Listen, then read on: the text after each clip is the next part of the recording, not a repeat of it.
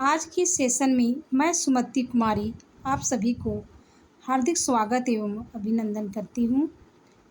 आज मैं नई शिक्षा नीति के तहत बीए हिस्ट्री सेमेस्टर 1 का मेजर पेपर का पहला अध्याय हड़प्पा सभ्यता की उत्पत्ति, विस्तार, विशेषताएं एवं पतन के बारे में बताना चाहती हूँ। तो प्रारंभ करती हूँ हड़प्पा सभ्यता के परिचय से।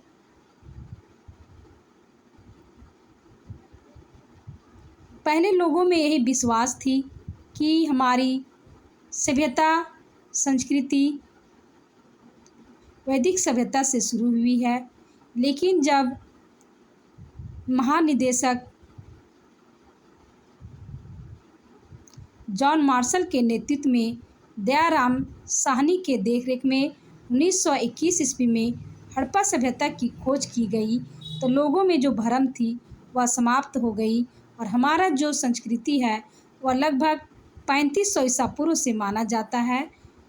इस प्रकार हमारी जो संस्कृति सिंधु सभ्यता से मानी जाती है। सिंधु सभ्यता को अनेक नामों से भी जाना जाता है, जैसे हड़प्पा सभ्यता, सिंधु सभ्यता, सिंधु सरस्वती सभ्यता, कांस्य युगीन सभ्यता, प्रथम नगरीय सभ्यता आदि नामों से जाना जाता है।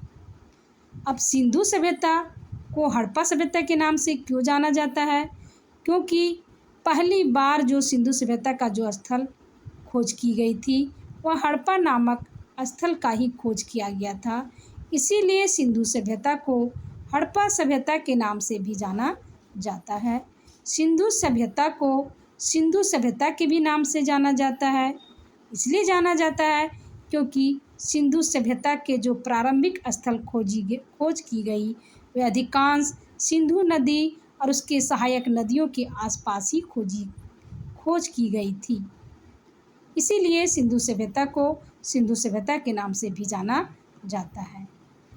सिंधु सभ्यता को सिंधु सरस्वती सभ्यता के नाम से भी जाना जाता है। इसलिए जाना जाता है कि 1400 बस्तियों में लगभग 1100 बस्तियां सिंधु तथा गंगा के मैदानी क्षेत्रों में ही पाया गया, जहां कभी सरस्वती नदी बहा करती थी। आज सरस्वती नदी लुप्त हो चुकी है। इसीलिए सिंधु सभ्यता या हड़प्पा सभ्यता को सिंधु सरस्वती सभ्यता के नाम से भी जाना जाता है।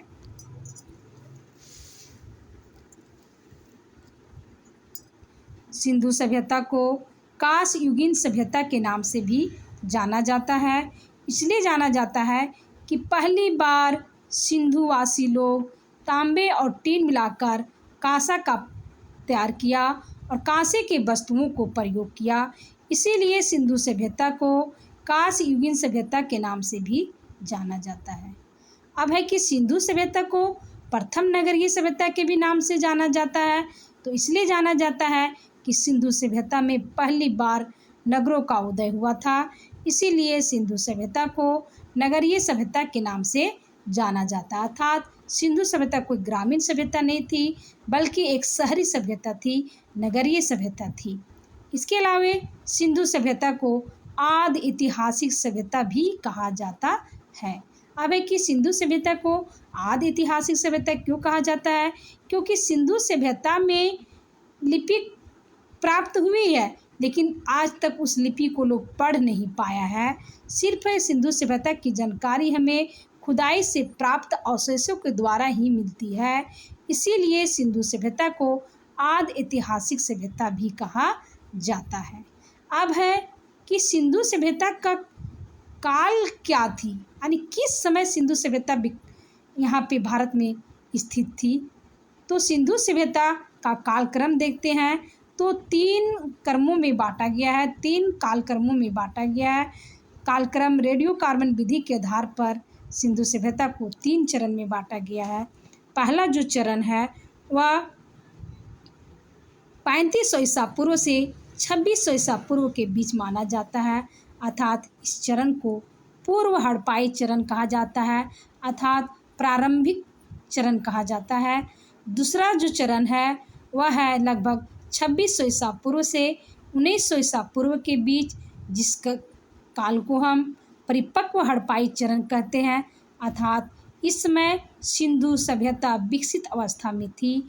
तीसरा जो चरण है उत्तर हड़प्पाई चरण, जो लगभग 1900 ईसा पूर्व से 1300 ईसा पूर्व के बीच में था, जो इस समय पतन का काल माना जाता है।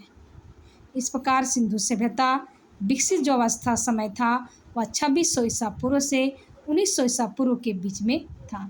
इसके अलावे बहुत सारे इतिहासकार लोग हैं जो अपने अपने मत दिए हैं।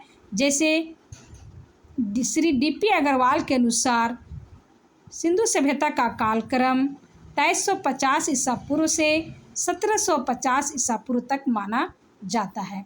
उसी प्रकार सर जॉन मार्शल के आधार पर सिंधु सभ्यता का जो कालक्रम है वह 3250 ईसा पूर्व से 2750 ईसा पूर्व तक माना जाता है। अब हमें आगे देखना है सिलेबस के आधार पर कि सिंधु सभ्यता की उत्पत्ति कैसे हुई, कैसे सिंधु सभ्यता यहाँ पे भारत में विकसित पाया गया। तो सिंधु सभ्यता की उत्पत्ति के बारे में भी विद्वानों में मतभेद है, क्योंकि जहाँ से भी सिंधु सभ्यता का स्थल की खुदाई किया गया हर जगह में एक ही जैसा विकसित अवस्था में पाया गया, जिसके कारण विद्वानों में मतभेद है कि कहाँ से इस काम शुरुआत करें, कैसे हम इसको क्या कहें, कैसे हम स्वदेशी या विदेशी मत को माने। तो इस प्रकार दो मत यहाँ पर भी निकल गया। यहाँ पे उत्पत्ति के बारे में एक स्वदेशी मत और दूसरा विदेशी मत। विदेशी मत के मानने वाले विद्वानों में जैसे Marshall, Wheeler, Gordon Childe, Kramer एवं D.D. कोशाम्बी प्रमुख विद्वान हैं।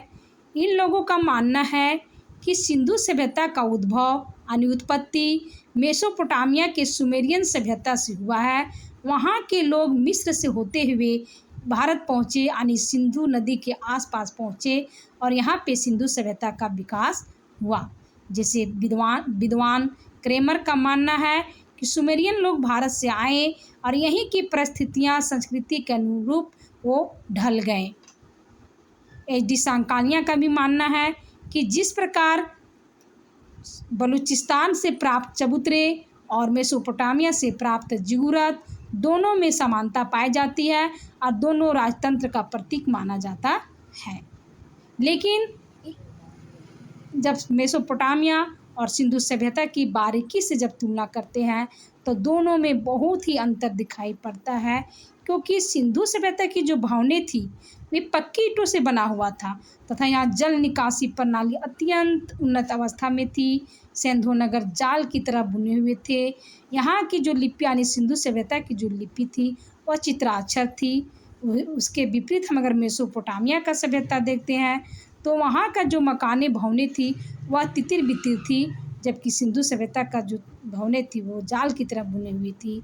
इसके साथ या मेसोपोटामिया की जो भवनें बनी हुई है वह कच्चे ईंटों का प्रयोग किया गया है, जबकि सिंधु सभ्यता की भवनें पक्की ईंटों का प्रयोग किया गया है। मेसोपोटामिया की लिपि किलाक्षर थी तथा मेसोपोटामिया में नगरों से मंदिर का प्रमाण मिला है, जबकि सिंधु सभ्यता से कोई मंदिर का प्रमाण नहीं मिला है। इससे स्पष्ट हो जाता है कि सिंधु सभ्यता के विकास में मेसोपोटामिया का कोई योगदान नहीं है। ये था हमारे विदेशी मत के आधार पर। अब है स्वदेशी उद्भव के मत के आधार पर हम देखते हैं। तो स्वदेशी मत के आधार पर मानने वाले विद्वानों में फेयर सर्विस, अमलानंद घोष, आलचिन दंपति, S.R. राव, D.P. अग्रवाल प्रमुख है। इसमें स्वदेशी मत के मानने वाले में इतिहासकार में अमलानंद घोष के ने अपने शोध के द्वारा यह सिद्ध कर दिया कि राजस्थान के बीकानेर क्षेत्र में सोथी संस्कृति पाई गई। इसके साथ सुरकोड्डा, राजस्थान के कालीबंगा से मिले सोथी संस्कृति का अवशेष मिला है। इसके साथ D.P. अग्रवाल का भी मानना है कि सोथी संस्कृति भी कोई अलग संस्कृति नहीं है, बल्कि मिस्र सभ्यता का ही प्रतीक है, यानी बल्कि सिंधु सभ्यता का ही प्रारंभिक रूप है। यानी कुल मिलाकर मानना यहाँ पर है कि सोथी संस्कृति प्रारंभिक रूप है और सोथी संस्कृति का ही विकसित रूप सिंधु सभ्यता है। यानी प्रारंभिक दौर को जब सभ्यता विकसित होने लगी तो प्रारंभिक दौर में इसको सोथी संस्कृति कही गई, और जब पूरा तरह से विकसित अवस्था में आ गया तो वही सभ्यता को सिंधु सभ्यता के नाम से जाना गया, क्योंकि सिंधु सभ्यता के मृदभांड से प्राप्त और सोथी संस्कृति के मृदभांड से प्राप्त चित्र में दोनों में समानता पाई गई। यानी सोथी संस्कृति के मृदभांड और सिंधु घाटी की सभ्यता से प्राप्त मृदभांड में दोनों में समान पीपल के पत्ते का चित्र है। इसके साथ दोनों में रस्सी का चिन्ह अंकित है। ठीक है, आज मैं यहीं समाप्त करती हूँ। आगे की वीडियो में मेरा रहेगा सिंधु सभ्यता का विस्तार, उसके बाद विशेषताएं। ठीक है, थैंक यू।